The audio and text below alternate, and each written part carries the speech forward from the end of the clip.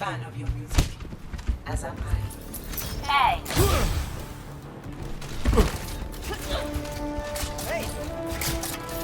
Hey!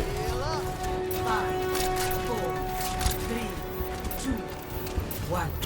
Attackers incoming. Please move behind the barrier. Try to keep yourselves in one piece. I don't mind an easy ride.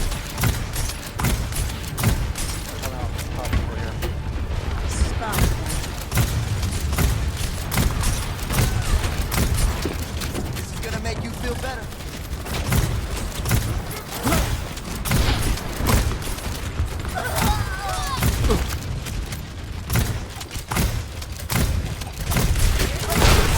All better. Get in the immortality field. Got her.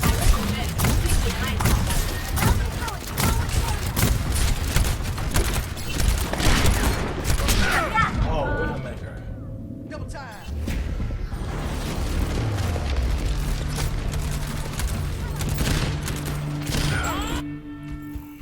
Whew. It's not my time.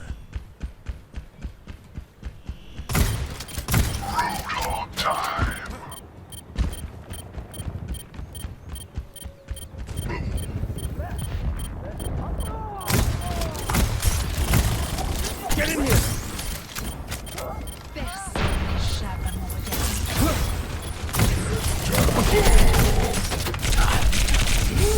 Someone has to keep you alive. Behind the barrier. Objective lost. Stop the payload.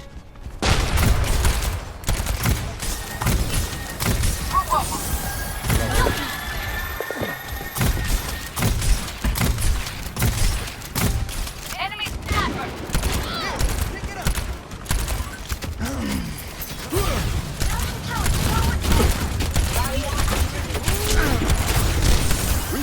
Team up for special attack.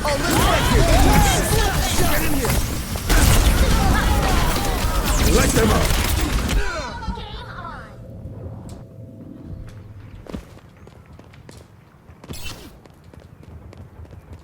Personne n'échappe à mon regard. Maintain that positive attitude. Science will reveal the truth. Nothing's gonna stop. Group up with me. Group up. The payload has reached Get into position. Please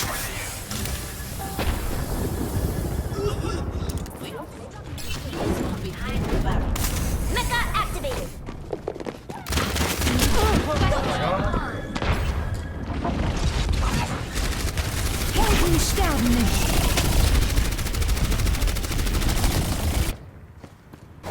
There was a flaw in my approach. Fucking mercy. I kept den yard.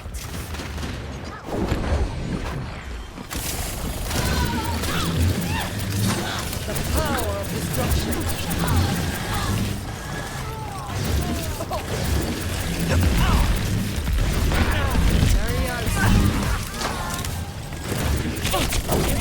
Personne n'échappe. Bob, do something!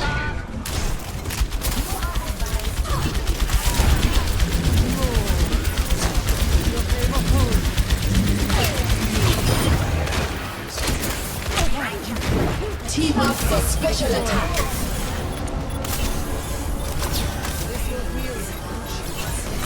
Surrender to my will. Oh god, dude. Time's up! They had two sniper, I don't know why. Score If I can- 0 to 3. Switching sides. Prepare to attack. Select your hero.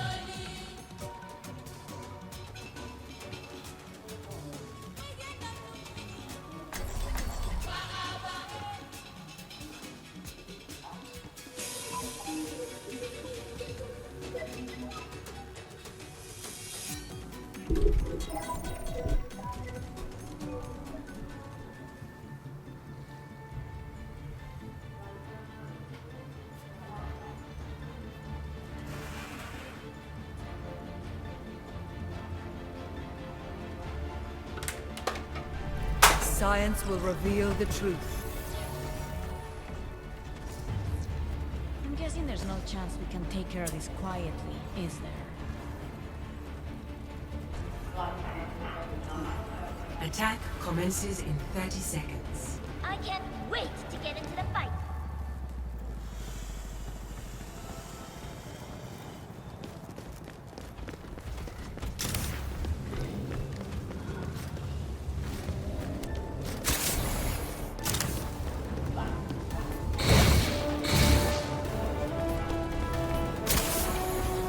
Five, four, three, two, one. Attack commences. I will build you. Get into position.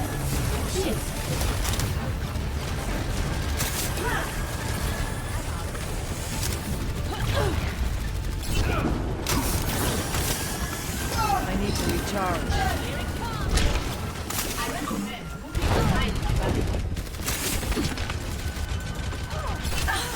Allow me to repair the damage.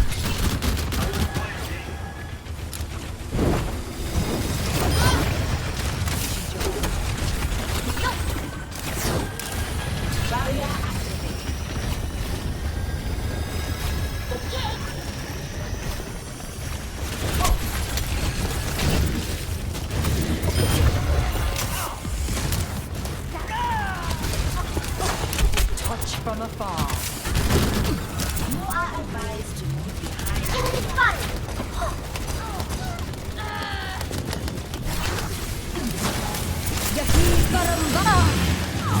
Surrender to my will.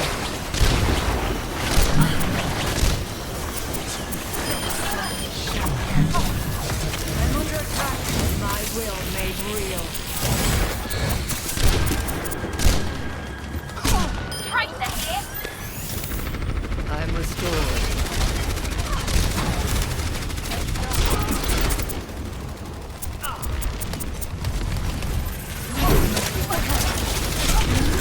Team up for special attack.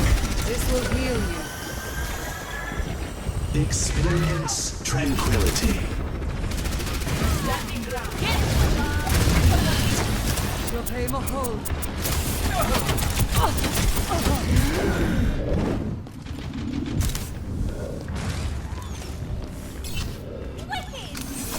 Get into position.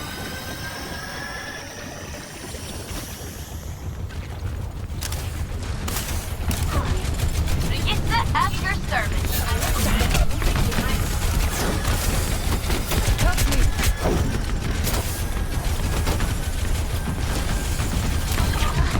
Repairing the damage. Surrender to my will.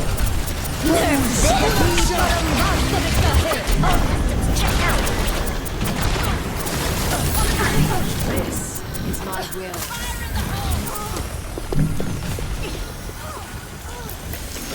Not ready.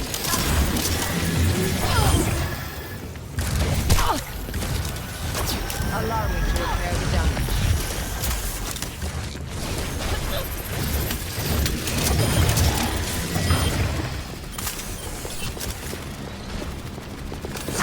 My will made real.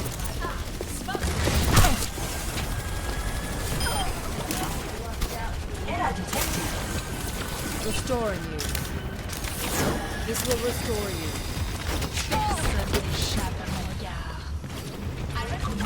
Cease your resistance. Take some armor.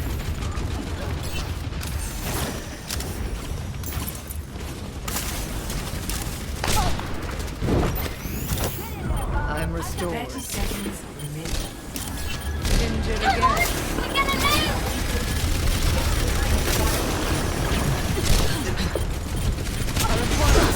Team up for special attack. On the objective.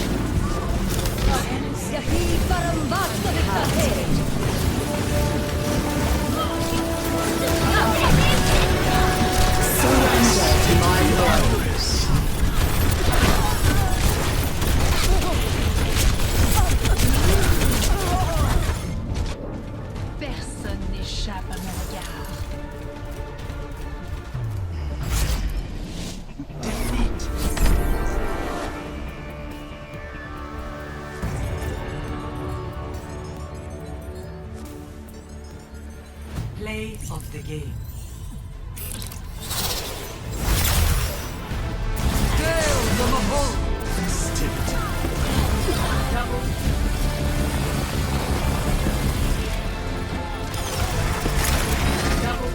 No one in. That was bad.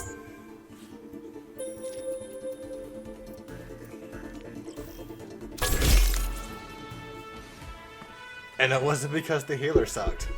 Oh no. No, no.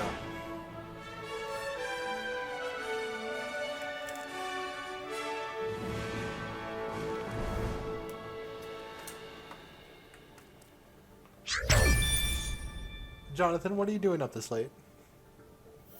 Isn't it your bedtime? Oh, it's summer. You're up all night drinking Mountain Dew.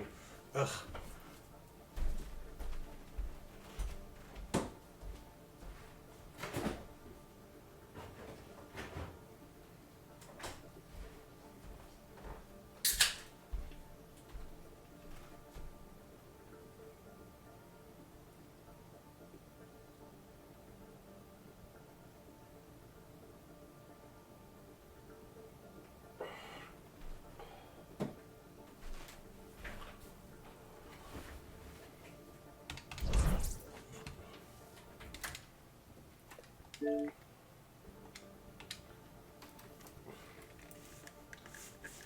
You know, all I'm going to do is lose anyway, so let's play on my other account.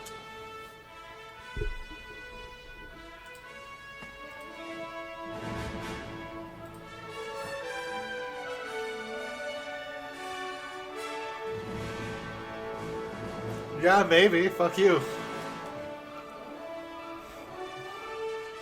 Don't judge me. There we go. 20 or 2001. Let's say 2001. That didn't sound right. Let's just run this map as Tracer. Welcome to Hollywood.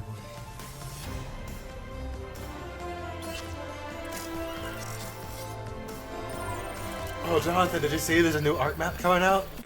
Oh my god.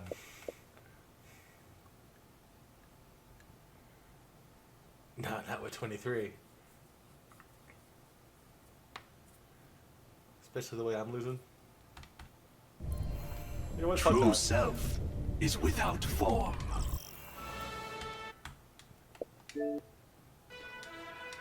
I am getting plat. I'm going for the win. If I got to take last game like I wanted to. They said no. You won't take. You play healer.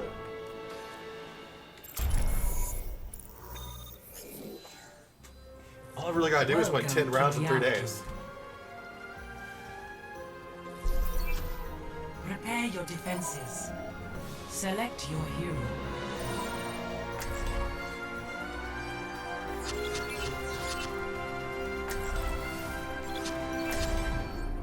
Found a match that fast? Oh my god. Oops.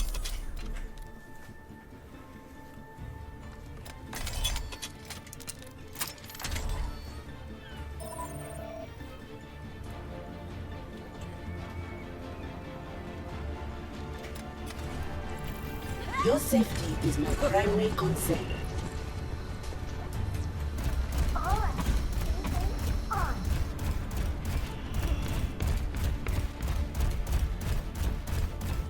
Attackers incoming in 30 seconds. Let's shoot for a new high score.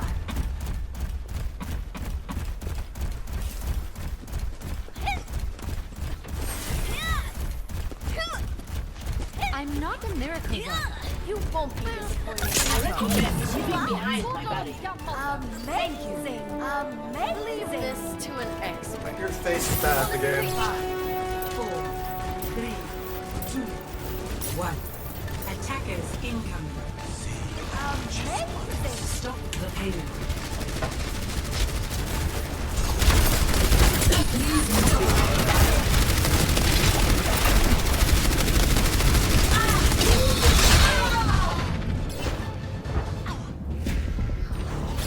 This was something.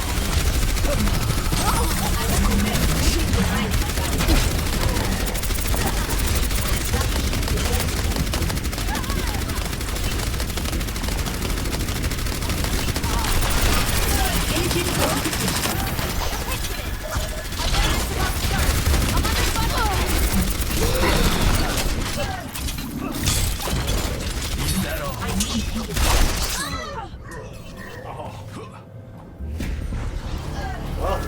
looking bad at the game.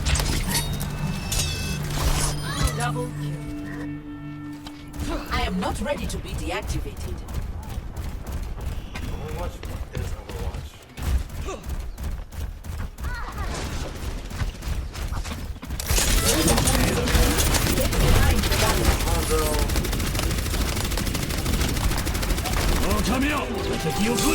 Establishing defense point.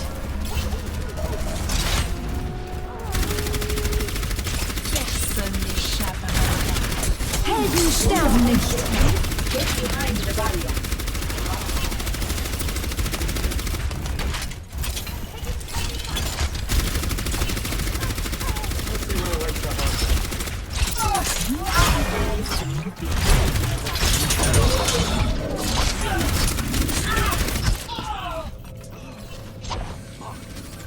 I'm ready to rally.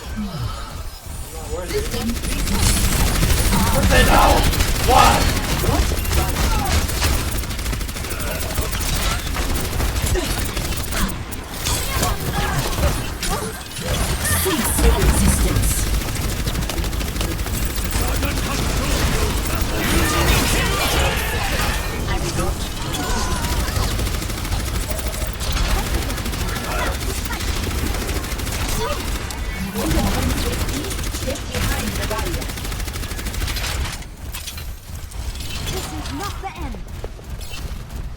Healing stream is Behind the barrier. Oh, fuck balls. Thank you.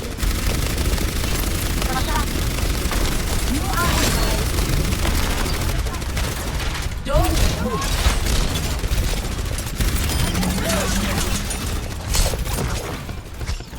Helden sterben nicht. We're not getting away.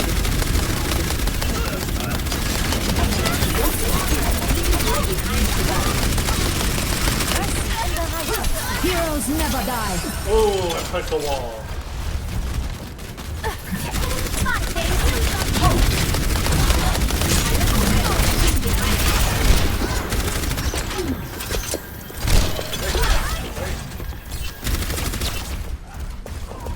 You might want to thank you. I am Dynamite. You are advised to Cease your resistance.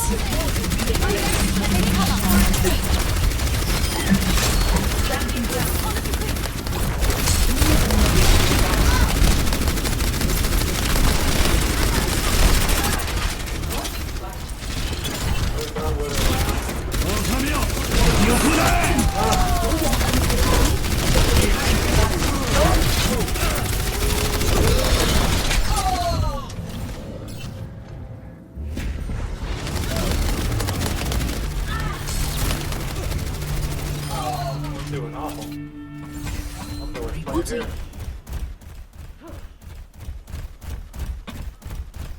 That Mercy's doing all the work. Let the dragon consume you!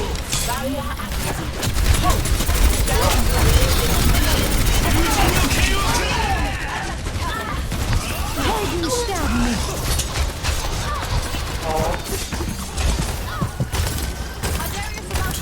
The payload has reached the start initialized.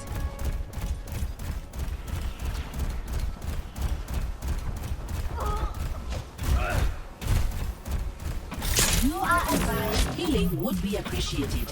Root up. Rally at my position. My ultimate is almost ready. Enemy seen.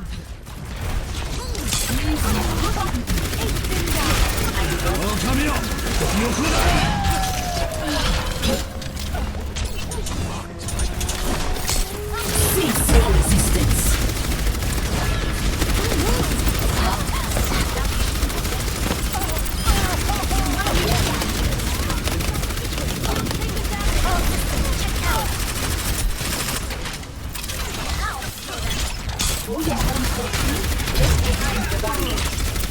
Heroes never die.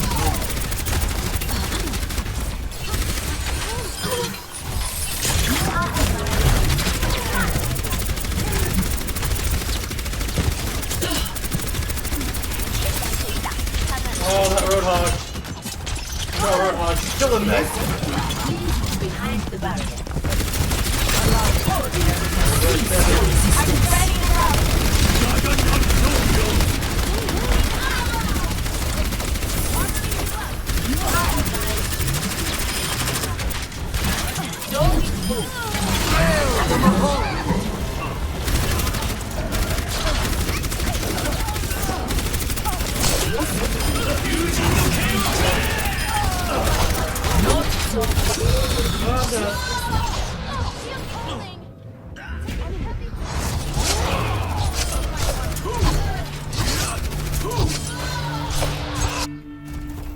Analyzing previous combat performance.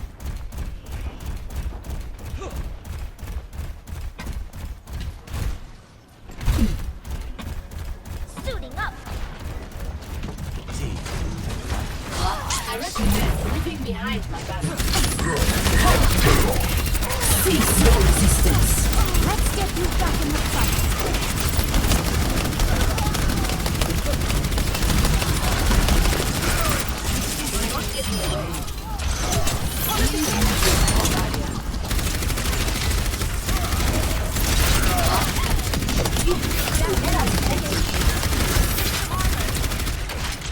Let the dragon consume you!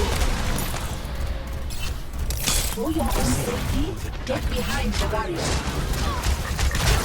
Heroes never die. Oh, come here! Helden sterben nicht.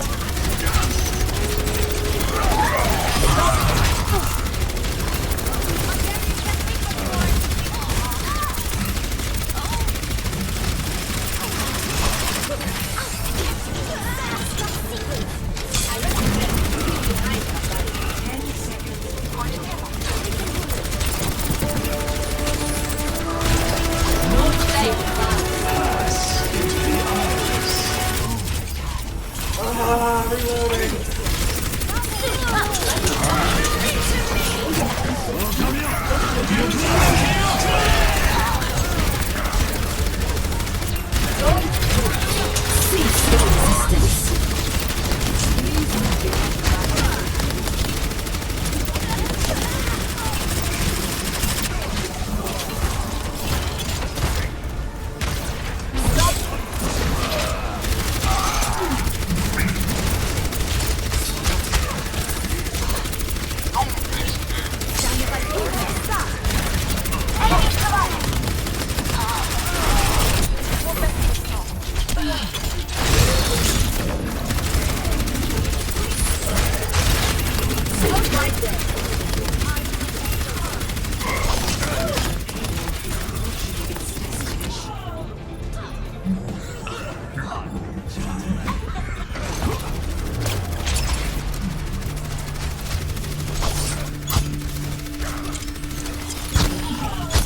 Helden sterben nicht. Archiving combat data.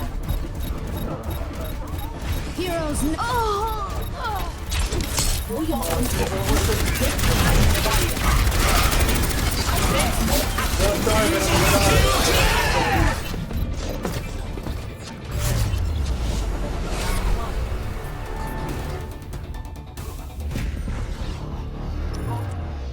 Score 0-3. Switching sides. Prepare to attack. Select your hero.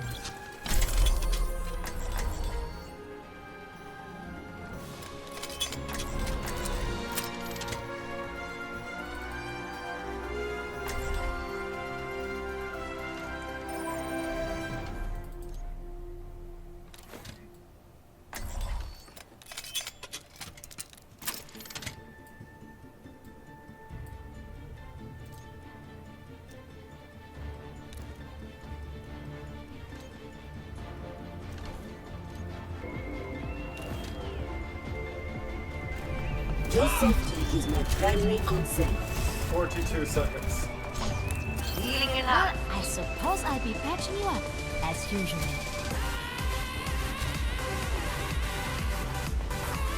Attack commences in 30 seconds. All systems operational. Diva, ready for combat.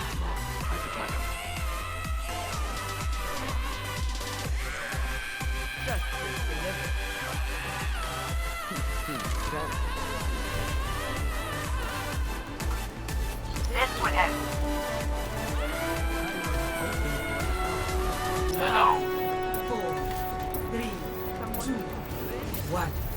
Attack. See.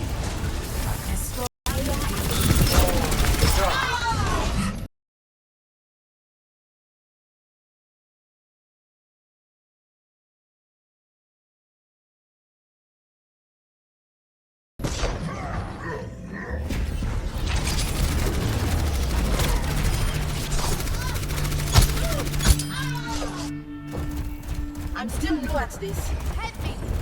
Let's get you back in the fight. Mecha activated.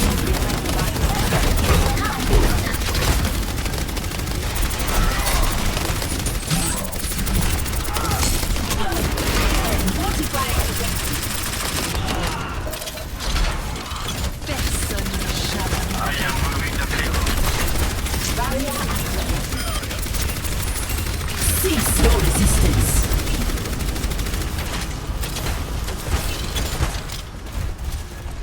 For your own safety, get behind the barrier.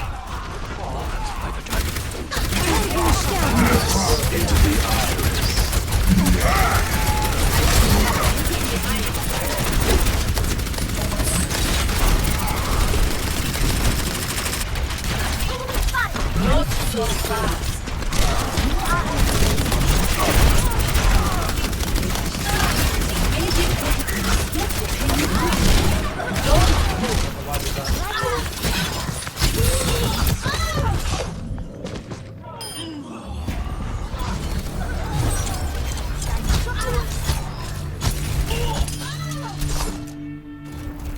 I still have a job to do.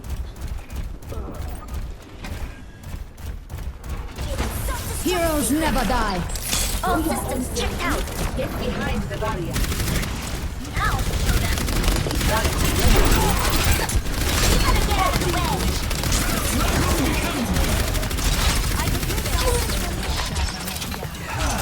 Into the iris.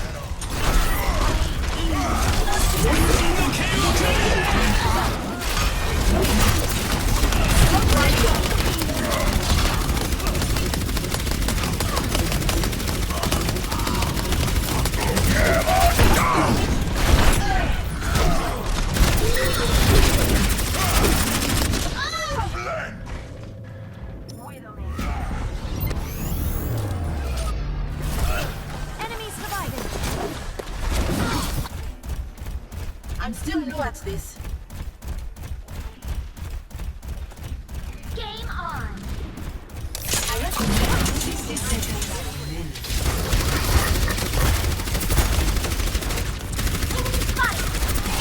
Cease your resistance.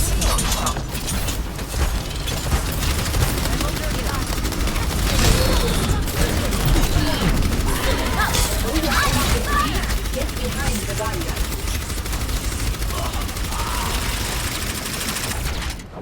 Get to it.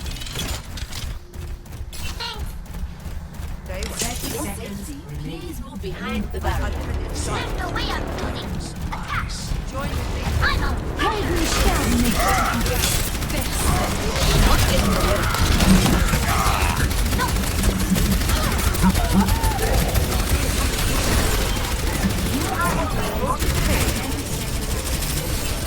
Not so fast.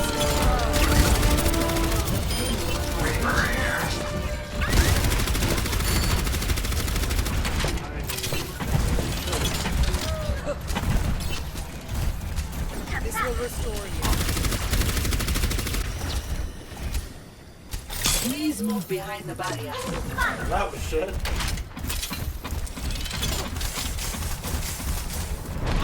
Ultimate effect. I cast this forward. damn it. Defense mode activated.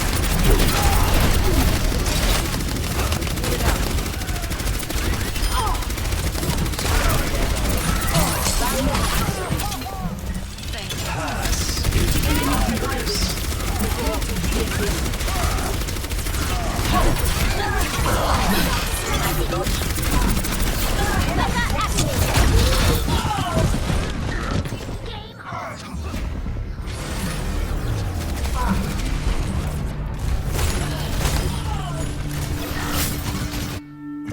Imagination is the essence of discovery.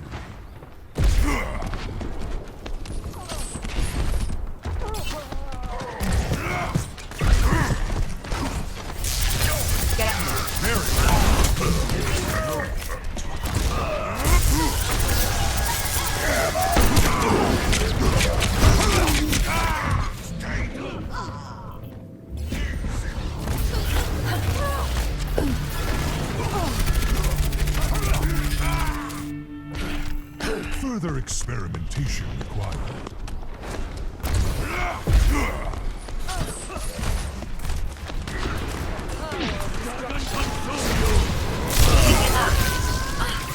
Personne n'échappe à mon regard.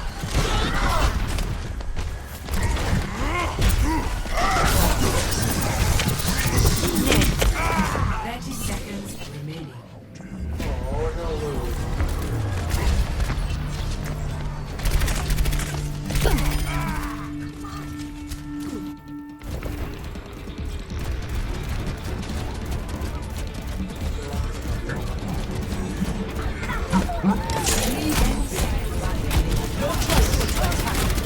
Moving the payload. Let's hurry up.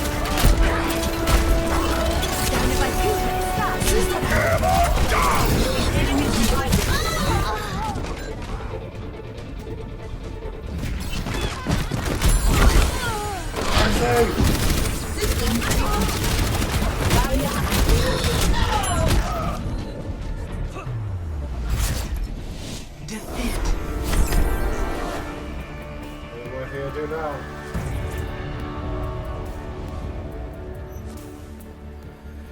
Play of the game.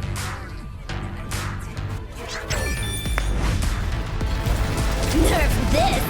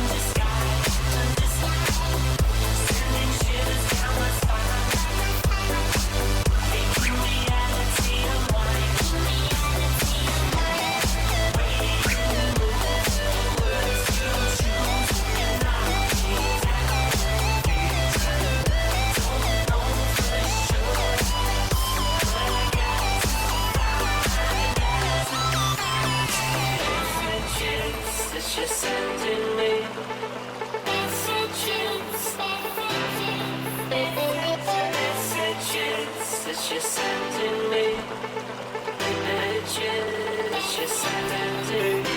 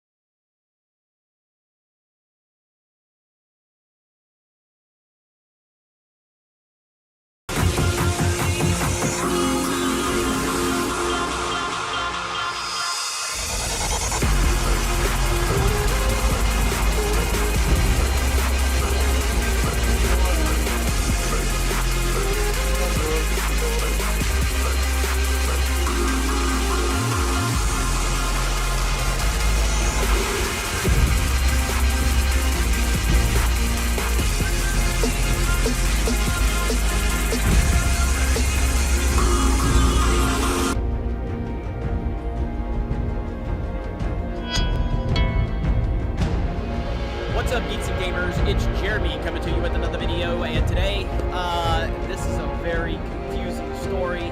We've heard that Walmart has removed at home, and I believe that is where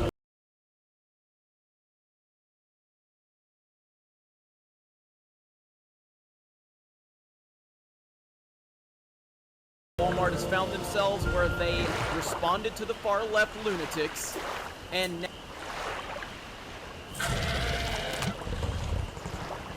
now they are chasing their own tail. It's just unbelievable, man. It's just unbelievable. Anyway, update. Walmart responds, now claims no policy banning games exists.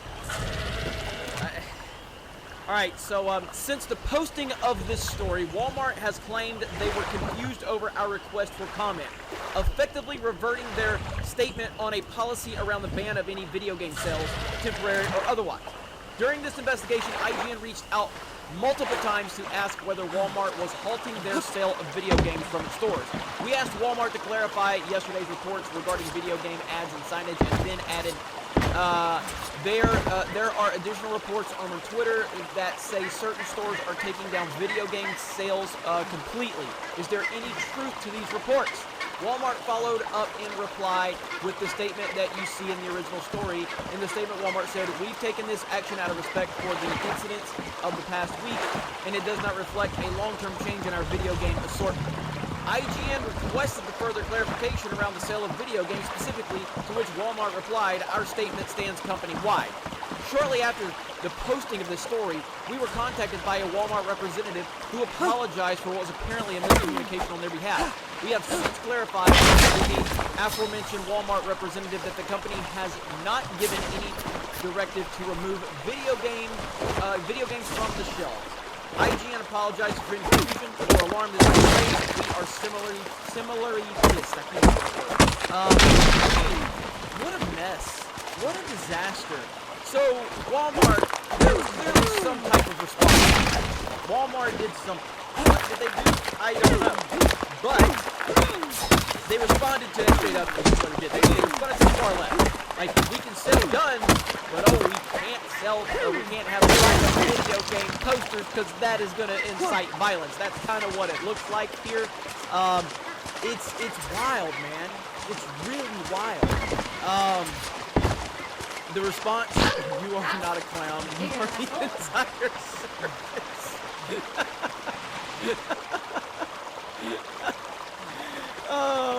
Holy shit, I live in the dumbest country on earth. I mean, this is insanity. Maybe GameStop will finally stay in business now. Like, it's so bad. It's so bad. I don't understand. I mean, Walmart. There's a boycott for Walmart out there.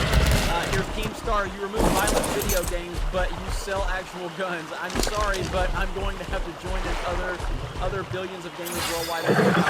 First of all, I'm not boycotting Walmart. This is not going to happen. But so Walmart issued a statement after stores removed all violent video games from shelves. Let's go to this one. Let's go to this one right here. As Walmart continues to be criticized for its decision to remove violent ads and signage for video games it sells, it seems like some stores could be taking that initiative one step further and preventing game sales entirely. This decision was made in the wake of the tragic shooting in Dayton, Ohio, and Texas that resulted in the deaths of 31 people. Twitter user Eric Tyler Loudon posted a picture of the game display showing that most of the cars removed sports and others geared towards children. Wow. Be right back. Gonna open a video game store that just has giant signs and screenshots of sniper Walmart. This is Eurogamer. Walmart to remove signs of violence, including video. It just has guns. And then mine is not even selling games anymore temporarily, and I am like, where am I supposed to go buy a physical copy now? The nearest GameStop is too far away. There it is. Like, look at that. Like, online? Like, This is way cheap. absolutely insane. Walmart chooses Walmart reached out to IGN after their initial report. report and clarified that they have Rid of not the given speech. any directive to remove video games from shelves. They did not explain why these games were taken out of the store's display case. Walmart's initial stance only indicated that they're going...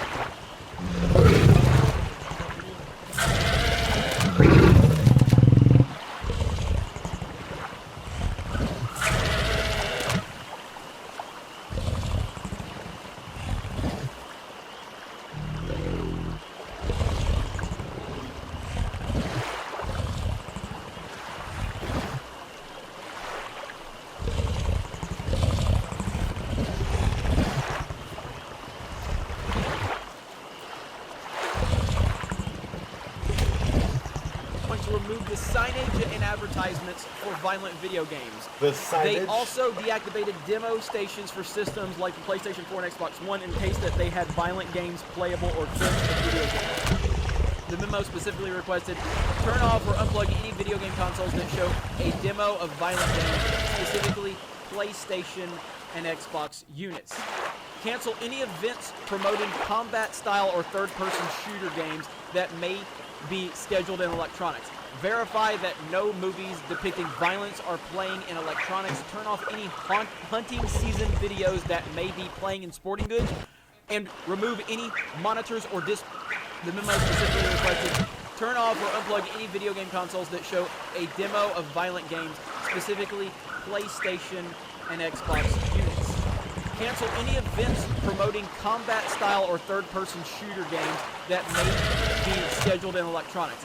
Verify that no movies depicting violence are playing in electronics. Turn off any hunting season videos that may be playing in sporting goods. And remove any monitors or displays that show video. Check all signing throughout the store and remove any referencing combat or third-person shooter video games. Walmart's Director of National Media Relations, Lamia Jenkins, issued after this series. Like, this is a complete and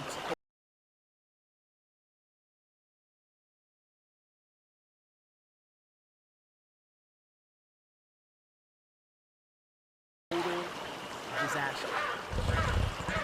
Oh my God, there's David Hogg. I'm not even gonna go into that. David Hogg. Bernie Sanders. Walmart should respect the voices of its workers who are calling for the company to stop selling guns. I agree. This is exactly why I believe. Oh my God. What a disaster. This is a disaster. Bernie Sanders is on my side? Walmart deciding which item to halt sales of an event of a mass shooting. Video games are not the problem. They are not the problem. This is horrible, man. Wow. I mean, I don't know what to tell you other than this is what happens when you pander to social justice nonsense. Now Walmart has found themselves with their head all the way up their own ass because they dared to respond to these lunatics on the far left, and this is what happens. When you start dealing with these people, you find your own head up your ass, and you're like, how did I get here? Oh, that's right. I tried to please social justice warriors. What a fucking disaster. Like, I just can't even process how stupid all of this is. It's terrible. I hate what's happened. You know, I went to Walmart a few times since the tragedy in El Paso happened. And I'm honest, I mean, I kind of took a few extra takes. I'm like, man, you know, it's awful what happened to those people who's going to Walmart and some crazy, mentally challenged person killed them. I hate it, and it bothers me. It really does. It really bothers me. But this type of reaction right here doesn't help anybody. This is so stupid. And this is why Donald Trump is our president. This is why. If you don't believe that, you're not paying attention. It's simple as that. This type of behavior is nonsense. Now, I don't agree with Trump on the video game thing, and I understand Trump had a different perspective. It wasn't like he was just blanketly blaming video games. But at the end of the day, I don't think he should have said that at all. It was a bad take by him, and I disagree with him completely.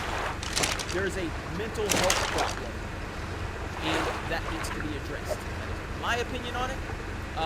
If you disagree, that's fine, but that's my stance on it. Walmart looks completely stupid, and Walmart is stupid. I don't know how much worse this is going to get, but this is pretty bad. Walmart has found themselves in a disaster now. They deserve it to an extent for responding to the far left and the SJW, because this is what happens when you do this. You don't pay these people any attention. You don't listen to them. You don't give them anything because they will only ask for more, and then you will find yourself continuing to try to the point where you've driven yourself crazy. Would. That's where we're at now. Thank you guys for checking out this video. Have a great day, and we will talk to you. Hey everyone, it's Jeremy from Geek.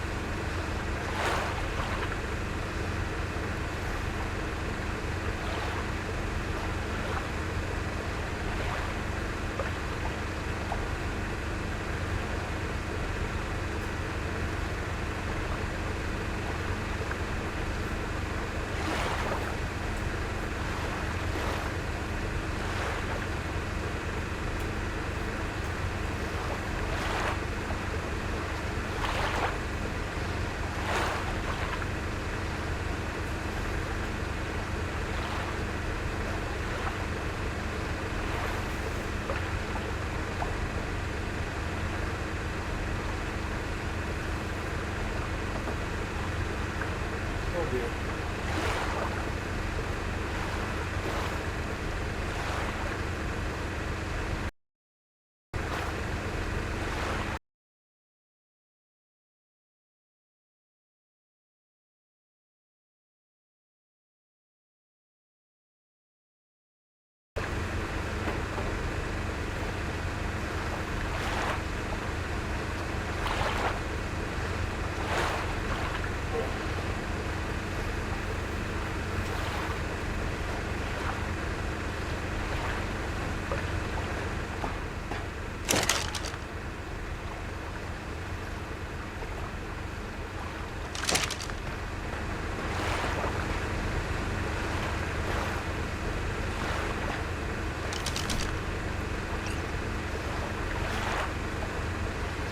Damn, and I need to. What are the odds? GeeksandGamers.com, and if you're a fan of Geeks and Gamers, please go to our website, visit our merchandise store. We have t-shirts, hoodies, hats, beanies, tank tops, and in the very near future, we're going to have many more products for you to choose from. So thank you for the support. We appreciate it. You guys have a great day. We'll talk to you.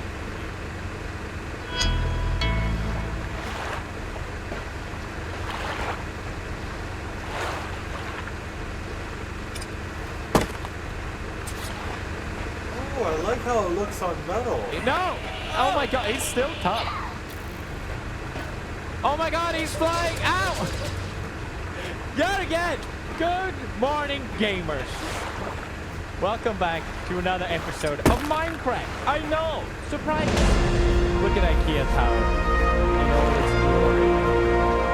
So beautiful.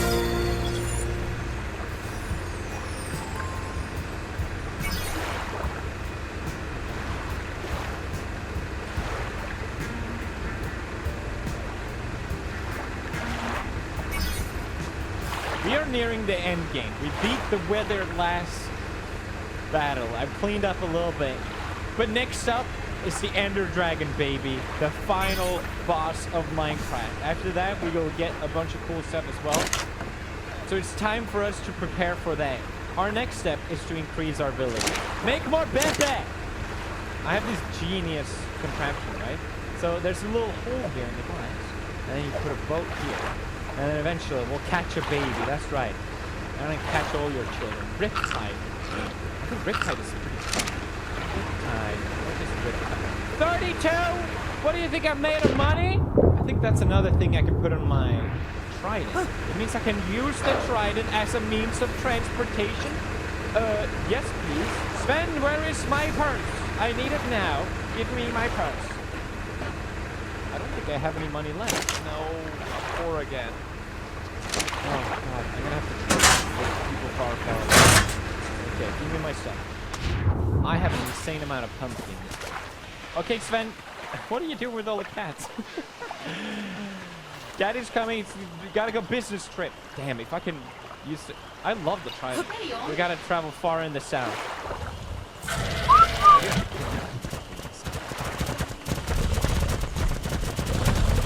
IKEA bird? Did I see IKEA bird? Or am I crazy? IKEA bird! Ah! How did you sneak with me? How did you do this? Stop. Low-key kind of thing. Uh-oh. One thing I want to do at some point is try and collect every monster in the game. Because apparently you can put any monster in the game in a boat. You're gonna put the Ender Dragon in a boat. Get in the boat. I think you can actually put the Wither in a boat. That's gonna be the next. Oh god. That's our goal for this place. With every creature in the game. So this is one of the first and biggest villages I ever traded. And this is where I make my choice. This is where I earn my bread and butter. You haven't refilled already? It's been days. My god. No! He went into a cactus!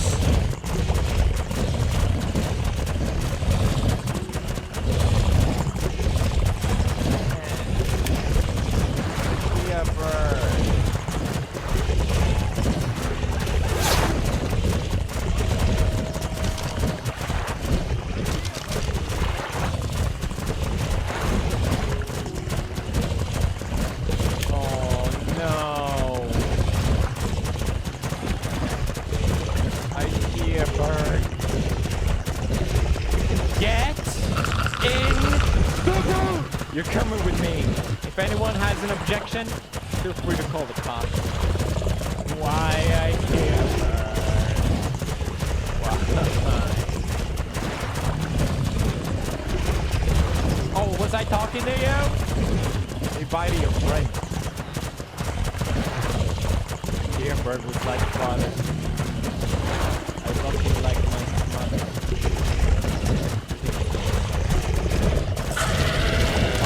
Just get in the boat. It's not that hard. What is this plane?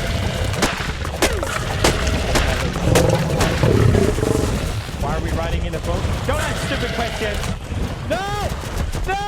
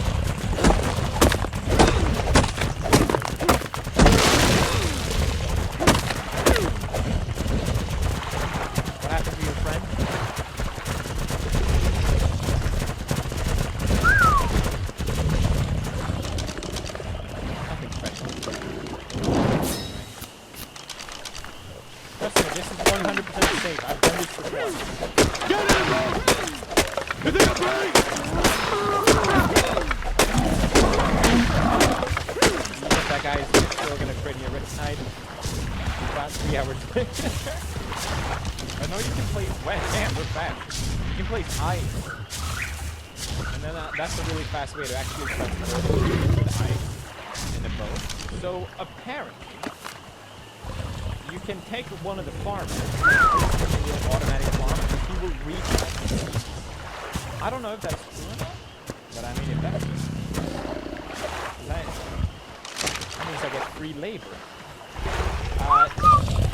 Don't worry about the new guy, guys. Don't worry about him. Take a look at him. Bet he doesn't have ripped items. No, baby! Come on, guys. Okay, he's still in. Yeah! He's like, whoa! Guys! Guys, it's raining potatoes! This is crazy! Don't worry, man. I'm your little thing. Alright, enjoy your new home and job. Whoa! What in the world? Oh my god, it's raining! Yes! This is perfect! I didn't even realize. What are you doing in my house? I guess it's against the rules. Alright, you can stay, just like be nice. How does this go? Oh my god! Ow! Sven, did you see that?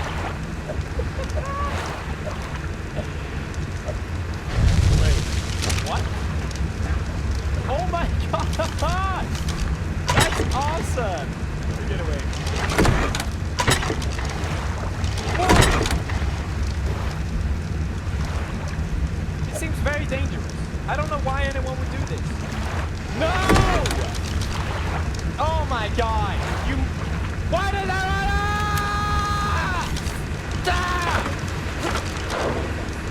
Look what a great job you did.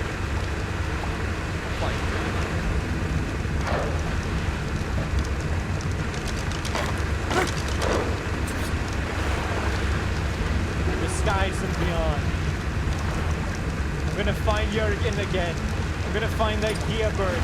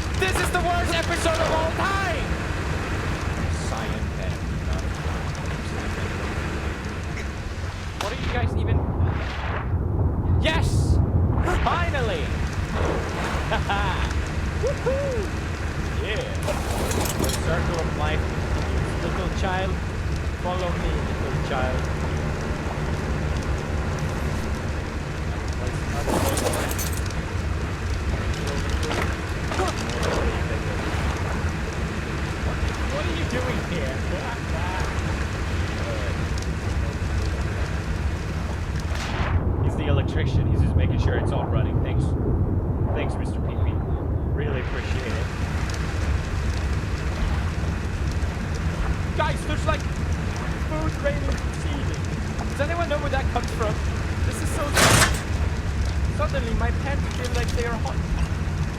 Mine too. Look, he grew up. Curse of vanishing. Okay, you guys are just getting greedy now. Yes, that's what I like to see. Alright, gamers, I am back. They're all farmers now. Come on. You're my destined new farmer. We're gonna have a great time together. So glad. No one is going to escape my prison unless I willingly escort them out. Okay? Don't talk to him. Don't talk to him, Sven. Don't look at him. He's bad man. Like this. I'm glad. Very bad man. Look who doesn't have a job, huh? Well, we will sort that out for you, buddy. Don't worry about it. Follow me. Here. Yeah. Oh, you're lonely? Okay, I give friends. I'm very generous man. People don't understand. You know, actually, I think you should be alone. For no reason whatsoever. Despite the fact that I don't like you, and I don't like your bald face. Where are you, your face? There it is. That's all I gotta say. That's all the reasons I need. Oh, look who's already started, huh? From the boat, eh? What a loser. What a nerd. Alright, hopefully this won't get overrun by zombies. I haven't protected it this time. But if you like the boat so much, why don't you try this?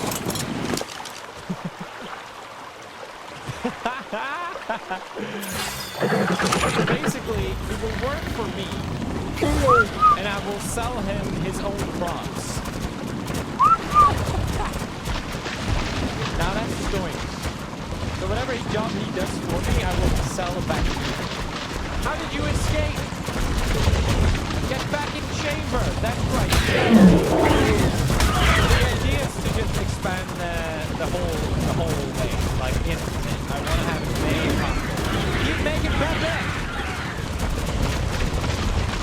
Yeah. And eventually we'll have infinite better. What is it? You're not supposed to be a shepherd.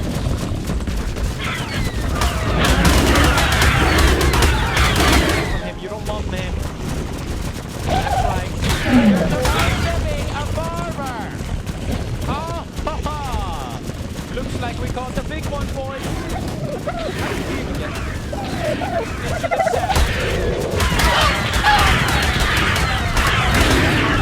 So much. Why is he making villagers go into the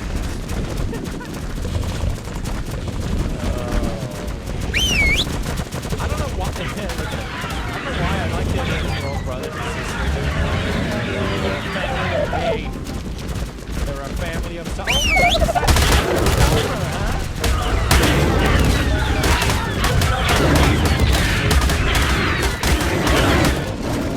Give me back my money. That's my money. Damn! Alright. Yeah, that's right. Give me all your money. Okay, one disappeared. That's so crazy. Time to finish up Tower of Bomb. Why is Tower of Bomb the mission part of that? There we go. Thanks. Thank you, bro. See you in forever.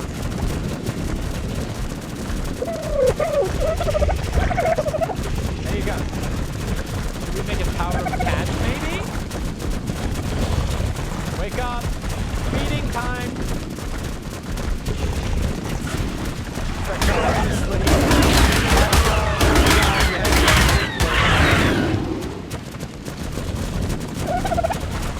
That relatable moment when you're dragged out of bed because cameras are already in the sky. Alright. Okay, so I like my house. I really do. But I think it's I think it's time we update it. It's really a bit small and pricey. And I want to make it like a traditional Swedish house. I think I could do really well as well. To build, we must first destroy. Man, this feels weird. This house has been here longer than almost anything that's played here. This feels so strange.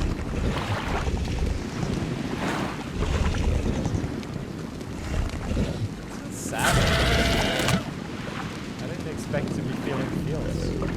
Since I had this house for so long. Hey, look who caught a couple babies, huh? Yeah. Oh no, is this your kids? Oh, don't worry, I'll take good care. No! Child escaping! Get in boats, child! You're coming with me. Don't think so, child. Look at this. The one thing that's been with us at number 1. Tree of life. Why do I hear it? Oh my god! Why does everyone make Pepe? I didn't ask for this. Congratulations, guys. Damn, I'm rich now. Oh, it's all working so well. Look at that. Things are going well for once in an episode. Not really, actually, but... Oh, look, he's teaching his child to be as worthless as his father. Come on. Alright, I don't really have the materials to build a house I want to build. So, alright, gamers. Last episode, I blamed Pee Poo. He's hiding from me now. What's hot? Why did I just spend 15 pounds on it? Last episode, I said Pee Poo was healing him. Pig's healing him? Are you kidding me? Them pigs healed him. You guys healed him. But I was wrong. They actually served as a great lead point. And I feel like the only honorable thing to do for my mistake, my miscalculation, is to make a memorial for all the pee-pee-poo-poos out there that fought, all the brave pee-pee-poo-poos that fought and died so we could defeat the Wither. That's why I want to build a quick little memorial. It won't be anything. Something to represent. Each torch represents one pee-pee-poo-poo. This is actually one of the first things I did. Place a bunch of them down. This is a real to-do, just but for all the wrong reasons. Wah! Wah!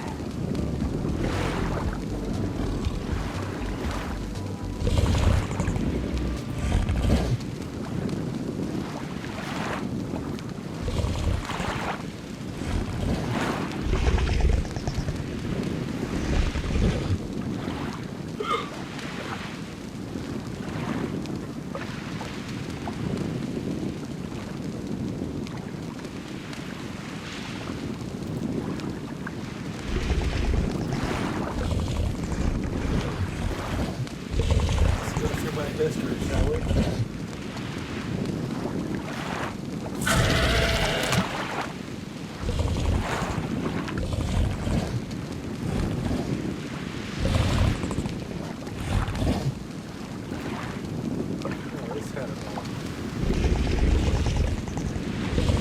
Was right there, right? Now I don't have any problem. Both of you. Do not spread your virus. Look at the little boy. He's so innocent. Actually, you're over-exaggerating. There's no way that you're really going to change this kid's life to the point that he's gonna become an unconscious prick or something. Right, Toon? Right? Silly. The kid was right there, right? Now I don't have any problem.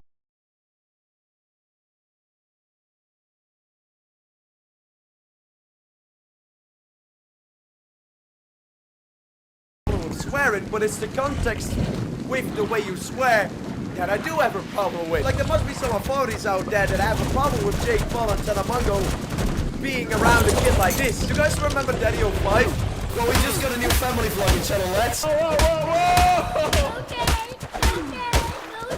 Yeah. Ready, wait, I'm saying wait right now, but on a serious note, I'm acting as if that's not a possibility. But let's be honest to each other over here. If you're thinking that that's not a possibility, there's something wrong with you up here. Jenna has uploaded videos such as this. Not Shrek. That with a toothbrush.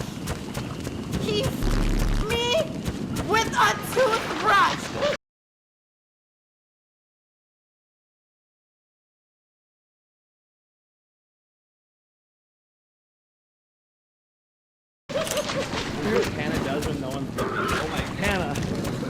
Did you get that? Yeah. You go. Like for real, I really don't want to be the sensitive guy over here. But this is not how you act around kids. Because if you do act like this around kids, they're going to take this behavior over and at a young age they're going to... Here we go. Jake, he's so hot. Jake, I'm your Jake. Yes. At least on the flip side of things, Tanamango is aware of the status that she has on this planet. The fucking status. I just want to let you know, Tana, being self-aware doesn't really give you a pass for any of the behavior that you're showing in this video or in your other videos. Now, but what is specific except for Tanamango is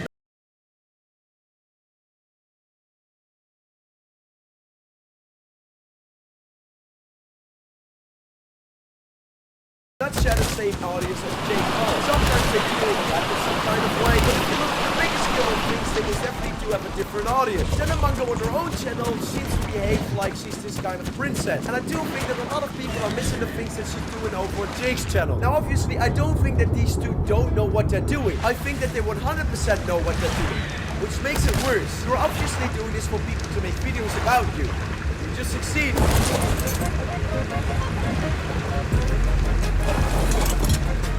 When people make videos about you, eventually your finances will go up because of more people watching your videos due to other people promoting you in a bad way, but it's still promotion. Now this fakeness that Tana shows to her own audience is very apparent throughout a lot of videos.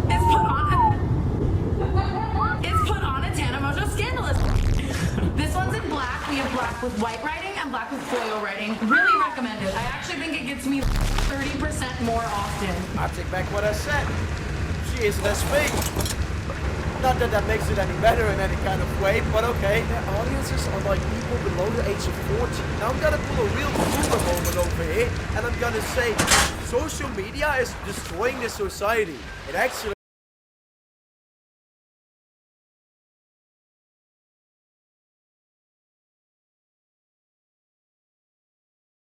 more and more. Check out my here on YouTube. So I only have a few more things. Wait. No way. It's demonetized? It's demonetized? Welcome to the family, Tana. You enjoy this color as much as me? Hey! YouTube, by the way, just to let you know, you have no good reason to demonetize this video because I censored every single bit in it. I also made it clear... It already exists. Like, why would you just want to... It's so weird.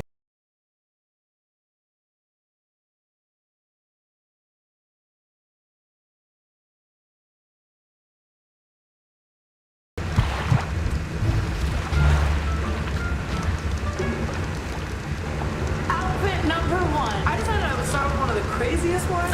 This one was by far one of the most expensive and hard to track down. Oh yes, Rick. Your facial expression says it all. I think about obnoxious bricks.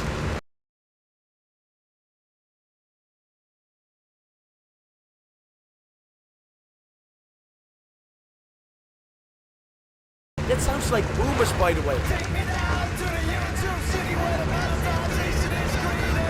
So in short, my conclusion about all of that I showed in this video.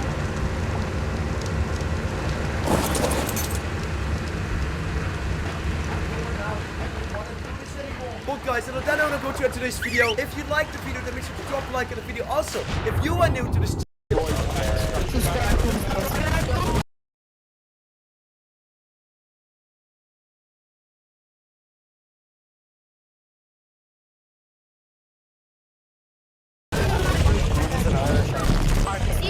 That's a good old fun. You're gonna get downloaded fast. I'll give you money. I had to stop for real. I had to move my phone to talk. Ego again.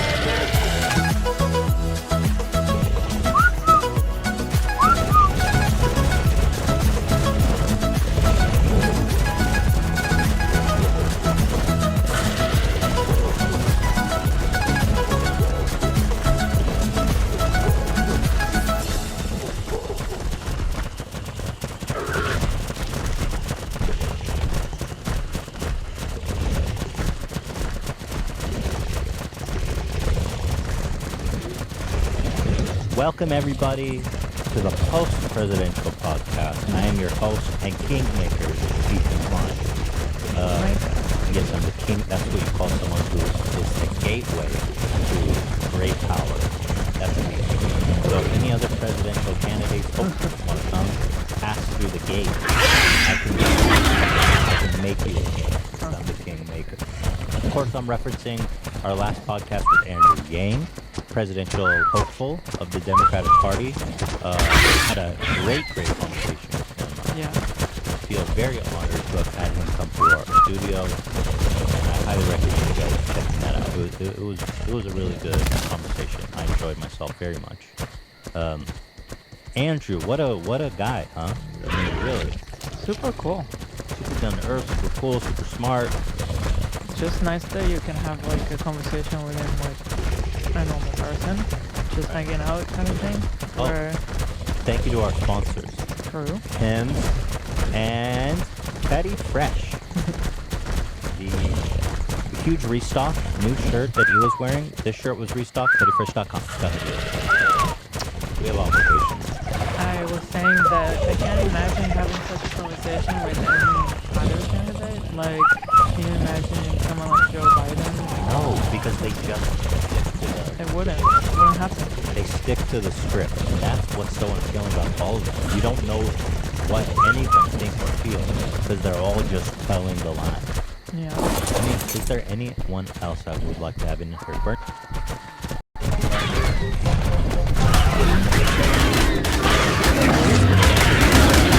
Rogan though, he was great. I was really impressed with Bernie because he really tells the line. Most debates, interviews are always like 2% of the 20%. 10% of this country owns 2% of all the wealth, and 50% to 50% of the 100%. We had some. What's up, Phil? This laptop will always sign out, no matter what we do. Sign out of what? Of our Google, so now I don't have the document open. Well, yeah. Follow my lead. Michael Avenatti came off of the game. Do you not know the password? No. You should just tell her the password. Very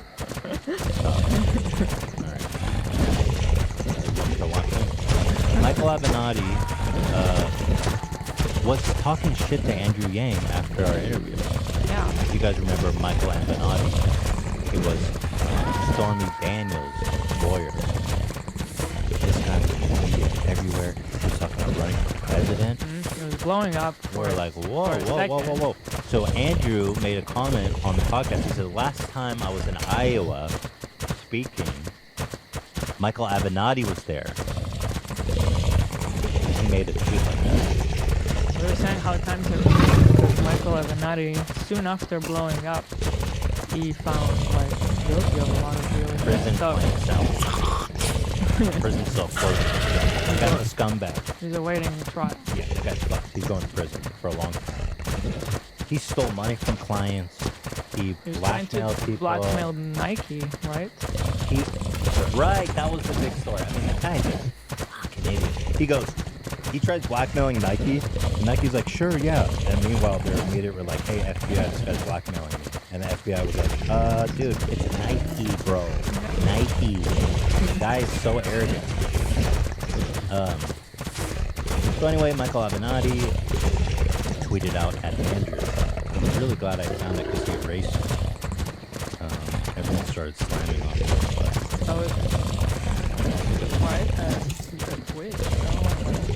Out of nowhere. Have some class, like. Well, and Andrew's tweet wasn't really inflammatory that much. He said, last time I spoke at the win.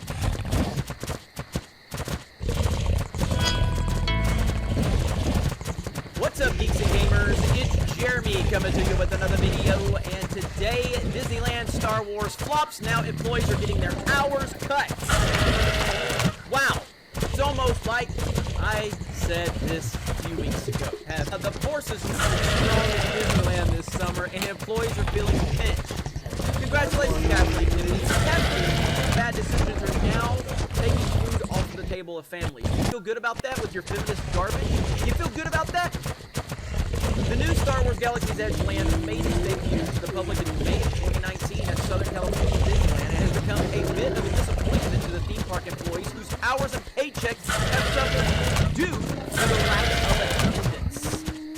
Good job, Kathleen. Wait times this summer for the new Millennium Falcon Smuggler's Run ride were expected to be over 2 hours long all summer, but in reality the lines have been averaging half of that, or less. An employee who spoke under the condition of anonymity tells Fox Business, as a result the company has been forced to cut our hours. They need us to work simply. The need for us to work simply isn't there. Employees are now working under 40 hours per week. Our hours have been cut to as low as 30 to 35 hours some weeks, even though we have both worked for the park for years. It makes life challenging when your paychecks get cut unexpectedly. The same source explained. A worker can now earn $15 an hour. The work week means paycheck before taxes will fall from $600 to $450. I feel the problem is Star Wars takes long to build or less. An employee who spoke under the condition of anonymity tells Fox Business, as a result the company has been forced to cut our hours. They need us to work simply. The need for us to work simply isn't there. Employees are now working under 40 hours per week. Our hours have been cut to as low as 30 to 35 hours some weeks, even though we have both worked for the park for years. It makes life challenging when your paychecks get cut unexpectedly. The same source explained. A worker can now earn $15 an hour.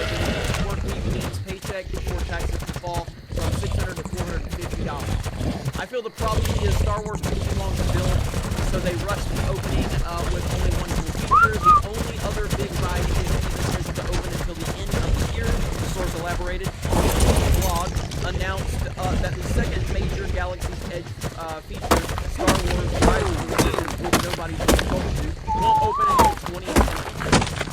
Some people away just because they expected that it would be a great guest experience, or would not be a great guest experience.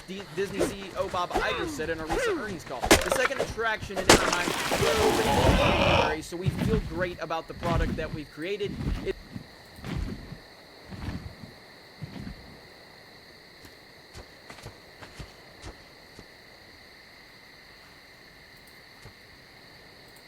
It's just going to take some time for these things to work themselves out in terms of how the marketplace is reacting. That has never happened at a big theme park opening. It didn't happen in Cars Land. It didn't happen in Pandora. It didn't happen in New Fantasyland. It didn't happen in Toy Story Land. Nobody went through this. They have opened different lands time and time again, and at no point did they ever have to come up with this garbage excuse that people are staying away because they didn't think it'd be a great guest experience. People stand in line for 2.5, 3, 4 hours for flight passes at Animal Kingdom. What are you talking about? Years after it released, people were standing in line for 2-3 hours for Soarin', Toy Story Midway Mania. And now you're gonna come with this garbage excuse? Are you kidding me? Do you really think we're that dumb, Bob Iger? Part of the problem has been all the hype surrounding New Star Wars Land, the source shared. Tourists fear the anticipated crowd that the Los Angeles locals the summer crowds. That is such trash. The spokesman for Disney tells Fox Business full-time cast members know that they are regularly scheduled between 30 and 40 hours per week, and that their schedules vary depending on a number of factors. I mean, again, do you want to continue to sit here? Do you want to continue to sit here? And do you want to pretend like there's not a problem within Star Wars? Do you want to pretend like the enthusiasm's not there? Do you want to pretend like colossal failure on every single possible level? Do you want to continue to pretend to live in that little fantasy world that you created in your own head? Go ahead and do that. But I'm dropping right here, like I've been dropping hands now. And all of you twat waffles, all of you pork wallets, have continued to say that I don't know what I'm talking about. And yet the truth is starting to show its ugly head. Kathleen Kennedy is a disaster. Disney Star Wars is a disaster. Rian Johnson completely destroyed this universe. And right before that, J.J. Abrams did, which I was not ahead of the curve on that one. Jeff from World Class Bullshitters was, but I was not.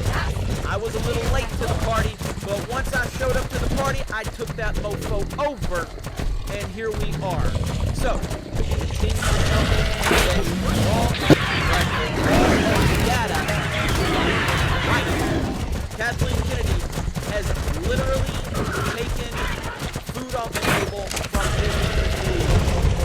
Good job, Kathleen. Because a lot of those people are non-white people. A lot of minorities. So minority table at home. There you go. Is that inclusive enough for you, Kathleen Kennedy? Huh? Is that the forces female for you, Kathleen Kennedy? Seems pretty crappy to take the food off the table of women and minorities. But that's what Kathleen Kennedy does. That's what SJW Logic does. That's what feminism does. Are you going to continue to pander to feminism?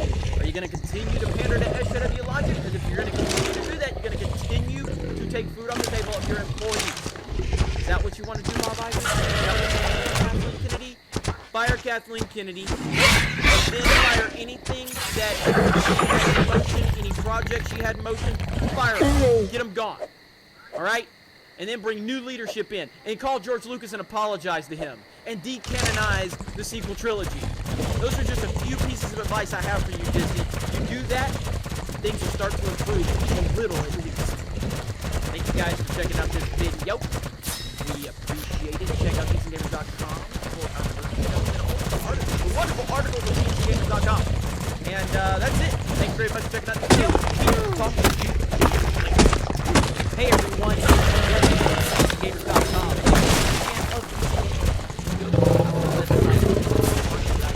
We have t-shirts free at DecentGamers.com.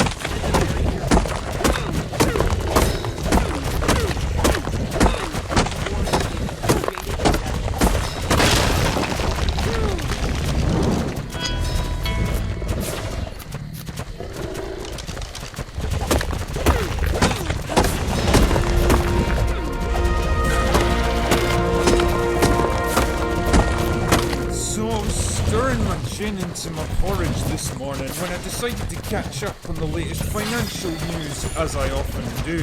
And blow me, it seems like things aren't looking good for Disney Star Wars. Attendance at their new Galaxy's Edge theme park has fallen way below expectations. Solo was a box office failure that lost the company over $100 million, and The Last Jedi effectively split the fan base right down the middle, pitting people who hated the movie against people who pretended to like it. Well, colour me shocked. How on earth did this happen? I honestly thought Disney and Lucasfilm had a winning formula on their hands. I mean, this is the company that released a string of movies that were either direct clones of the originals or powerful vehicles to push present-day identity politics down our throats. Movies that boldly proclaimed they wanted to move away from the original trilogy and forge a new path for themselves, while simultaneously milking the nostalgic fan base for all it was worth. A company that successfully diminished, disrespected, disregarded, and outright destroyed our most beloved characters from the original trilogy, not to mention blowing the one and only chance they had to reunite our three main heroes on screen for the first time in over 30 years. They also successfully eliminated the highly popular and profitable expanded universe, which by the time of the Disney takeover encompassed hundreds of books, TV shows, games and comics. Longtime fans were sure to be won over by the destruction of some of their favourite characters and stories. Kathleen Kennedy soon demonstrated her leadership skills as well, proving she wasn't simply a diversity hire who spent most of her career riding the coattails of far more competent, successful and creative directors and producers, and basically got handed the job of Lucasfilm president as a glorified long service award. She boldly blew through a string of directors she'd either incorrectly hired in the first place, couldn't cooperate with, or failed to properly manage.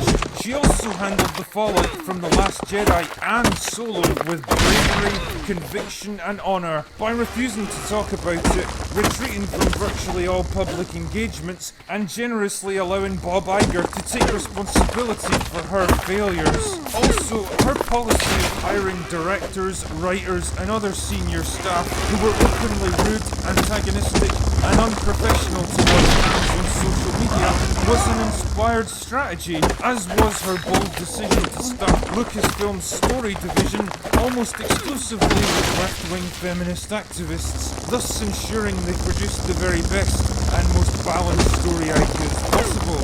Disney even had a cast-iron strategy for handling negative fan reactions, taking the stunning and brave decision to simply dismiss legitimate criticism or complaints about their new movies as sexist, racist, or generally toxic fan behaviour. And if any particular actor or member of staff was called out for their behaviour, they could simply claim harassment and try to have the perpetrators deplatformed. It was genius, really. So how did something so right go so wrong? I mean, they started out strong with The Force Awakens, and it's hard to argue with the smart, savvy, highly creative thinking behind it. People loved Star Wars A New Hope, so why not just go ahead and make the same movie again? The Force Awakens introduced us to a Star Wars universe 30 years after the events of the last movie, while giving us virtually no world building, setup, explanation for the current state of events, or logical way to infer what happened to make things the way they were. They had an empire that was magically resurrected with no explanation, a bigger Death Star the size of a planet, a discount Darth Vader with none of the presence, mystery or intimidation factor of his predecessor, a CGI Emperor whose origins are never explained, and best of all, a character that's basically an idealized, flawless, virtuous caricature of Luke Skywalker, who can physically overpower men twice her size in a balanced engagement, skillfully pilot complex spacecraft that she's never even set foot in before, perform complex evasive maneuvers she couldn't possibly know about, utilize all manner of advanced force powers with no training, preparation or prior knowledge, operate a lightsaber up to and beyond the skill level of a Jedi Master with no previous training or even knowledge of how the weapon functions, resist mind control from a high-powered force user, swim despite never having been near a large body of water before, and be instantly liked, trusted and respected by every good character she encounters. I mean, really, why wouldn't people get behind a character like that? Someone who never fails, never loses, never struggles, grows, develops, or shows even a hint of weakness or personality. A character whose every word, action, and aspect was carefully measured against exhaustive political correctness checklists to make sure they conform to absolutely every demand and constraint of present-day intersectional left-wing identity politics. That's the kind of hero we can all get behind. So naturally, kids would want to buy every action figure they could get their hands on, wouldn't they? And they followed up on this stunning piece of creativity by subverting everyone's expectations with The Last Jedi, a movie that successfully eliminated Luke Skywalker as a credible legacy character by turning him into a weak, bitter, cynical, indecisive old man who gets easily defeated at the hands of his supposed apprentice, and removing Snoke as an effective villain by killing him off without giving him any backstory or justification whatsoever. It also made sure to emasculate and humiliate every male character possible, portraying them variously as weak, cowardly, ineffective, untrustworthy, unfairly portraying them as deeply flawed and wrong despite them having made totally correct decisions based on the information at their disposal, robbing them of any possible redemptive and heroic moments, or making previously ruthless and competent antagonists into the butt of ridiculous jokes. And of course, taking every opportunity to elevate the female characters in every way possible, portraying them at all times as highly intelligent, skilled, competent, wise, compassionate, and right about absolutely everything, because that's definitely how things work in the real world. So really, it's a total mystery to me why the franchise's predominantly male fan base hasn't warmed to the new Disney era of Star Wars, or why kids find themselves unable to connect to the flawless, dimensionless character of Rey, or emasculated failures like Poe and Finn, and how can people not be excited by the final movie in the trilogy, The Rise of Skywalker, the movie that will end the Skywalker saga, written and directed by a man famous for not being able to effectively end long-running stories. I can only assume the current downward trend is the result of a small number of toxic fanboys afraid of diversity, trying to silence important conversations and prevent people from sharing their lived experiences. Well, I take a dim view of that kind of thing, so I hope you'll join me by giving The Rise of Skywalker the kind of support it deserves when it hits cinemas later this year. Hopefully together we can show Disney how the fans really feel about their treatment of Star Wars. Anyway, that's all I have for today. Go away now.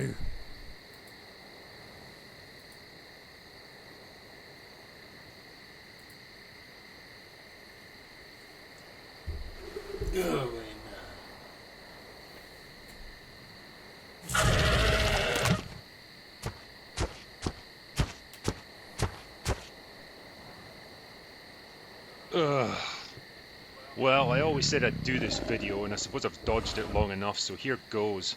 The Last Jedi is a pretty incredible movie when you think about it. I mean, it does things that really shouldn't be possible. Not only did it turn one of the most beloved and profitable IPs in the history of cinema into a who inspired entire generations of kids and adults alike, whose very name has become an integral part of modern pop culture. It's a trap! No! I'm talking about Luke Skywalker. Remember him? The guy who blew up the Death Star? The guy who went from an idealistic farm boy to a veteran Jedi over the course of 3 epic movies? The guy who stood up to Emperor Palpatine, turned Darth Vader to the light and saved the entire galaxy? The sheer depth of Luke's betrayal by the Last Jedi is simultaneously breathtaking and heartbreaking. If someone had told me a year ago what his story arc would be in this movie, I genuinely would have told them to get fucked because they were clearly talking bullshit. But what the hell, I guess time makes fools of us all. This film basically destroys everything that made Luke the iconic hero we all knew and loved. His very essence has been wiped away, the core of his being crushed and demolished, the fire of his accomplishments, great struggles and triumphs brutally extinguished. The Last Jedi assassinates Luke Skywalker, both literally and metaphorically. It doesn't just kill him, it destroys the very essence of who he is. The fact they were able to get away with this is utterly baffling. It's a testament to how far this series has fallen, how little regard it has for honouring its own legacy, and how much it's prepared to sacrifice to shove its ridiculous politics down our throats. Before I really get into this, I want to get one thing straight. I'm not against it making a movie evolve in its character to reflect the passage of time or different circumstances. Taking a legacy character or a series of new and interesting directions can reinvigorate tired old tropes and cliches, breathing fresh life into something that's grown stale and predictable. That can all be great if it's well thought out and intelligently implemented. But like Thanos says, there has to be balance. In this case, there has to be a balance between the unexpected and the downright unbelievable, and this is where The Last Jedi starts to go off the rails. When you're dealing with a series with such a profound legacy as Star Wars, there has to be respect for what came before. Force Awakens wasn't a perfect movie by any means, but it still managed to strike this balance of respect and reinvention pretty well. It set up an exciting new storyline with fresh characters and mysteries, while also solidifying the events of the original trilogy as a legendary time of heroes and villains played out on a galactic scale. When you see it through the eyes of low-level nobodies like Finn and Rey, the key players seemed almost mythological in their achievements. Their heroic battles and sacrifices had been amplified and exaggerated by generations of enthusiastic storytellers. When Han Solo finally returned on the screen, it felt triumphant and appropriate. He was older and gruffer, but still vital and powerful. He was still the wily con artist, the skillful pilot, the fearless gunfighter, and the reluctant hero we all remembered. He was having fun doing what he did, and fuck me, getting Harrison Ford to have fun in anything is the Mount Everest of achievements right there. He formed a father-like bond with Rey, and we saw moments of sensitivity and vulnerability beneath the hardened shell. The film had enough respect for the character to give him a chance to shine, to give us a chance to properly reconnect with him, so that his death, when it came, felt genuinely wrenching and painful. The Force Awakens was Han Solo's swan song, and when it became clear that Luke was going to be the focus of The Last Jedi, I was genuinely excited to see what they did with him. The action picks up right where The Force Awakens left off, with Rey holding out Luke's old lightsaber to the Jedi Master, the one he lost during his fight with Vader at the end of Empire Strikes Back. How did you even find that, by the way? For another time. Oh, okay.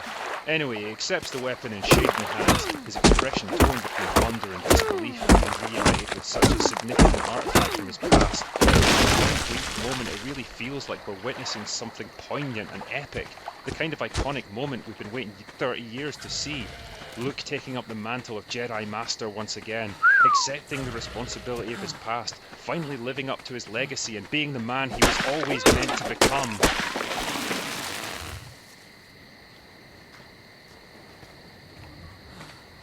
Are you fucking kidding me? Get used to this kind of bullshit, by the way, because it pretty much sets the tone for this movie's entire treatment of Luke for the next 2 hours. Every single moment that should feel powerful, important and significant gets mercilessly squashed, pushed aside, glossed over or ruined for cheap, light-intensive humour.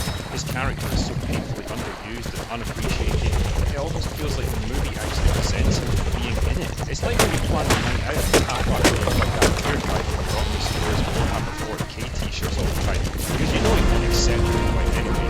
Then he fucking shows up and you have to spend the rest of the night trying to think of ways to get rid of him for it. For example, when Luke learns that Rey is the Millennium Falcon from Han Solo, he realises something's wrong and demands to know where Han is. That's pretty interesting, right? How will Luke react when he finds out his best friend has been murdered by his former apprentice? How will he cope? Will he lash out in anger, vow revenge, or retreat further into despair? Well, your guess is as good as mine. The fucking scene immediately shifts to some other random bullshit going on at the other end of the galaxy. The conversation's never revisited. Phew. Lucky we didn't get to see that reaction, otherwise we might have felt some kind of sympathy towards Luke. We might have gotten more insight into his character and inner motivations and thoughts. And we can't have that, can we? No, this movie doesn't want us feeling any kind of attachment or sympathy towards this guy at all. I have literally hurt my brain trying to figure out what was going through Rian Johnson's round fucking head when he wrote this script. Why would you skip such an important conversation as this? Why would you rob Luke of such an emotional moment? Why is your head shaped like a fucking soccer ball? The basic gist of the storyline here is that Rey has used that newly recovered star map to the Force Awakens and track him down to the planet where he's hidden himself away for the last 10 years or so. She wants to enlist his help in the war against the First Order, reform the Jedi's and help her understand and harness her powers. She needs a mentor to train her, but he's not interested and he tells her to leave. That's it. I mean, that is literally the extent of their interaction in this piece of shit script. Pretty much every conversation they have is just a variation of the same basic theme. She follows him around trying to get his help and he keeps saying no. Missed opportunities and shocking failures of basic storytelling are so numerous and obvious, it's almost physically painful to watch The Last Jedi. It's like watching your increasingly senile granddad fit into the TV remote and hitting literally every button except the one he's looking for. It almost takes a real degree of skill to fuck up such incredible storytelling potential so thoroughly. Whereas Han Solo got to travel the galaxy and take part in one last epic adventure in The Force Awakens, Luke spends the entirety of The Last Jedi on some shitty windswept island in the middle of nowhere, brooding and miserable and frozen by indecision. This is a man broken and hollowed out by past mistakes, which are totally at odds with the damage they've done. A man who has shut himself out of everything and who never truly gets a chance to open up again. There's absolutely no spark of friendship or warmth between him and Rey. Even their conversations are stilty, awkward and crushingly dull. I've never been a huge fan of Daisy Ridley's acting ability anyway, but she at least had good actors and situations to play off against. But here there's nothing. Luke doesn't want her there, and she doesn't seem to want to be there. For the first 10 minutes he refuses to even speak to her, and when he finally does it's to ask who she is and what the fuck she's doing there. Pretty standard stuff, right? Wrong. I swear it takes about 5 excruciating minutes of screen time for Rey to stumble out the answer to these most basic questions. It's like watching a turd endlessly circling a drain but never quite going down. Who wrote this dialogue? A fucking preschooler? Eventually, after what seems like 2 fucking ice ages, Luke finally accepts that Rey isn't taking no for an answer, so he agrees to teach her some basic lessons about being a Jedi, and then he'll tell her why they have to come to an end. It frankly makes about as much sense as Donald Trump's Twitter feed. Fuck it, at this point I'm so desperate for them to get the ball rolling that I'd pretty much take any scraps the movie was prepared to throw my way.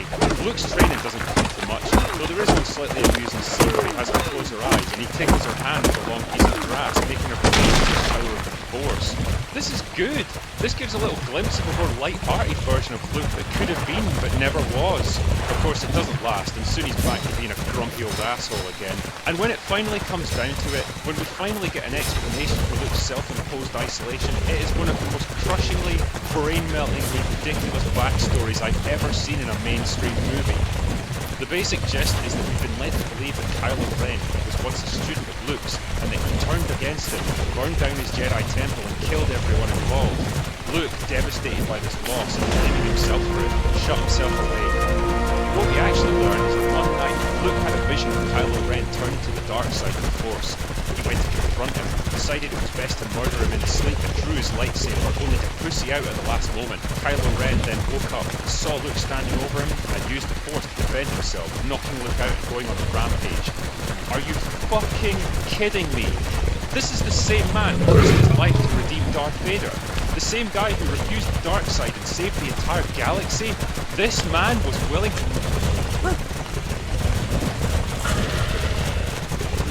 murder an adolescent boy just because he might be a danger in the future? This backstory is a fucking abomination. It's a complete contradiction of everything Luke stood for. Imagine if in Creed 2 we find out that Rocky gets jealous of Adonis Creed's success and smothers him in his sleep at the end of the film. Or imagine if they made a new Karate Kid movie and Daniel LaRusso decided to murder one of his students because he was worried about him joining a different dojo. That would be the same level of all-encompassing retardation that we see here. This isn't redefining a character or subverting our expectations. This is literally changing the very essence of who a character is to suit your own bullshit screenplay. In short, this is the hallmark of lazy, terrible, hackneyed scriptwriting. I am not kidding when I say I've read fan fiction that's better than this shit. It is neutered in every way possible by this movie. He doesn't connect with Rey on any meaningful level, he doesn't impart even a scrap of wisdom or knowledge, and he never reasserts himself as the powerful Jedi he once was. A brief physical duel against Rey ends with her as the undisputed victor, completely killing Luke's authority and her potential character arc. It's clear in that moment that he has nothing to teach her, and nothing to contribute to the overall narrative. The endless potential that is poised to explode at the end of The Force Awakens fizzles here but never ignites. The thing that makes this all so galling is that Mark Hamill was clearly on board for this. He was excited to be back playing Luke again, and he deserved his moment in the spotlight. Out of the big three from the original trilogy, Harrison Ford and Carrie Fisher both moved on from Star Wars in their own ways. Ford soon found himself in another iconic franchise and parlayed this into a massive A-list movie career, while Fisher transitioned into smaller roles and largely left Princess Leia behind. Only Mark Hamill stayed behind, working the convention circuit and engaging with fans, too typecast to find major acting roles and too nice to turn his back on the people who gave him his break. He gives it his all in this very thankless role, making the most of his limited screen time, but this dedication to a lost cause makes it all the harder to accept the disservice being done to both the actor and the character he portrays. Hamill's gone on record as saying to the viewers that director Ryan Johnson, when he heard what was planned for Luke, that he disagreed with every creative decision Johnson made, and seeing how it translated on the screen, I don't blame him one bit. I'm honestly surprised he didn't threaten to boycott the whole thing and walk away. Sitting in the cinema watching all this bullshit unfold, I found myself silently begging for him to get a moment. Just a single moment of redemption, a chance to finally show us the powerful, wise Jedi Master he had lost so much to become. But it never happened. His final lightsaber fight against Kylo Ren in the climax of the movie was nothing but a mirage. It was designed to distract by time for relative escape. He's there visually, but he's never allowed to do anything of substance. And really, that's a perfect metaphor for his entire presence in this world. Even one of his pivotal scenes where he actually does something on his own initiative and resolves to burn down the last Jedi temple had to be accomplished by fucking Yoda of all people. This fucking movie has so little respect for him, he wasn't even allowed to pronounce final verdict over the religion he'd worked so hard to protect and uphold. Luke Skywalker was a hero to an entire generation of moviegoers. Yeah, Han Solo was cooler and Darth Vader was more potent, but Luke was the true heart of Star Wars. His was the journey we followed from idealistic farm boy dreaming of adventure to reluctant warrior and finally to savior of the entire galaxy. The original trilogy built him up, and The Last Jedi finally broke him down. And the thing that makes The Last Jedi so hard to accept is that it's permanent now. No matter how much we might hate it, it can never be unmade. And with Carrie Fisher's passing away, the chance to recapture the old magic has been lost forever. And I, for one, think that is fucking bullshit.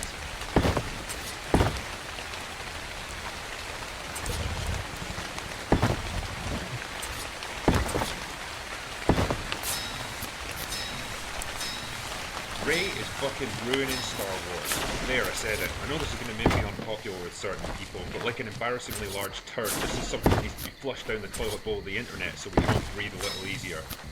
Before I go any further, let me preface this by acknowledging that all entertainment is inherently boils down to nothing more than people's subjective personal opinions. There's no right or wrong point of view here, and if you personally like Rey and think The Last Jedi was a masterpiece of cinema, you're still fucking wrong, and I'm going to tell you why. The character of Rey and her progression through the last two Star Wars movies is fucking killing the storytelling capability of this series. She is literally writing them into a corner. This is happening for a number of reasons, but for the sake of brevity, I'm going to boil it down to three big ones. I'm also going to include my own theories on why I think this is happening and what can possibly be done to fix it at this point. Ready? Good, let's flush this turd. Reason 1, Rey's a Mary Sue. I know you don't want to hear this, and I know it's easy to label anyone who agrees with me as a sexist, a misogynist, a gynecologist, or any other ist under the sun, but the fact remains that's exactly what she is. What the fuck do I know about it? Well, I'm a professional author who's sold over $2 million worth of books in the past 5 years, and yeah, I know this makes me an arrogant asshole, but shut up, I'm trying to make a point here. I know what a Mary Sue is, why they happen, and how to avoid them. The issue started in The Force Awakens, where we learned pretty quickly that Rey's good at things. A lot of things.